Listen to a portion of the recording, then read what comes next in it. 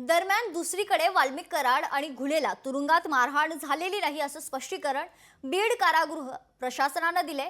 कराड आणि घुलेला तुरुंगात मारहाण झाल्याची माहिती समोर आली होती, मात्र तुरुंग प्रशासनानं पत्रक काढून याबाबत स्पष्टीकरण दिले। वाल्मिक कराड आणि सुदर्शन घुले यांना कोणतीही मारहाण झालेली नाहीये अशी माहिती देत बीड कारागृह प्रशासनानं अधिकृत निवेदन जारी केले। तर बीड कारागृह प्रशासनानं स्पष्टीकरण देताना कारागृह प्रशासनानं नेमकं काय म्हटलंय पाहूयात ग्राफिक्सच्या माध्यमातून। वाल्मिक कराड आणि सुदर्शन घुलेला मारहाण झाली नाही असं स्पष्टीकरण कारागृह प्रशासनानं दिलंय। सुदीप सोनवणे आणि राजेश वाघमोडे या दोघांमध्ये वाद झाला। सकाळी 9:15 ते 9:30च्या दरम्यान हा वाद झाला।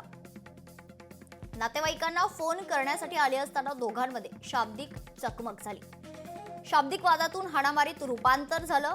कारागृह कर्मचाऱ्यांनी वाद मिटवला अशी माहिती कारागृह प्रशासनानं दिली आहे।